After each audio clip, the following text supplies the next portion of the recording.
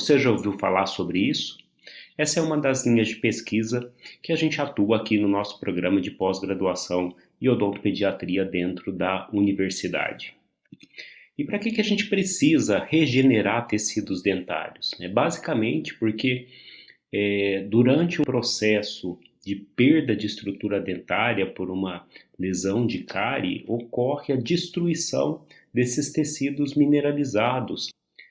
Regenerar esses tecidos, então, é uma estratégia bastante interessante dentro da pesquisa científica e algo que vem sendo feito aí ao longo dos anos na pesquisa odontológica. Como que acontece essa regeneração do tecido pulpar? É baseado na presença de células-tronco. Essas células-tronco que existem em diferentes órgãos, existem as células-tronco do cordão umbilical, por exemplo, e existem células-tronco presentes dentro da polpa dentária. Essas células-tronco, elas ficam localizadas ali no interior do tecido pulpar e elas podem ser utilizadas com diferentes finalidades.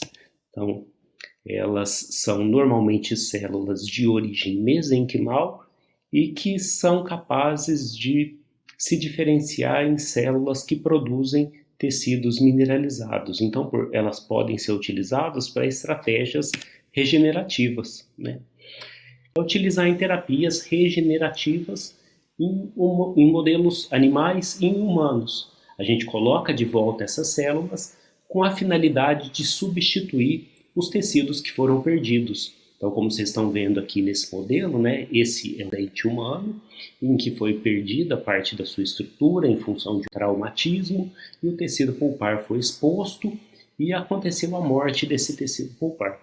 Então, é preciso, de alguma maneira, substituir esse tecido, e isso pode ser feito por uma terapia regenerativa. Então, essas células podem ser colocadas de volta dentro do dente para que aconteça uma nova formação de tecido. É claro que isso ainda é pesquisa e não está disponível lá no consultório.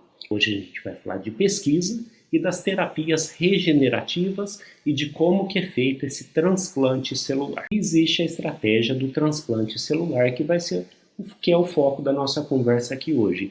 E para esse transplante a gente pode usar ou células mesenquimais de medula, ou a gente pode utilizar células da polpa dentária, seja de dente de leite ou de dente permanente, ou células da papila dentária. Então o tecido, como vocês estão vendo aqui nessa imagem, é a imagem de um dente em que essas células, junto com esse arcabouço e a molécula bioativa, é colocada no interior do dente para que aconteça a regeneração desse tecido dentro do dente, do tecido pulpar, com a formação de uma nova polpa.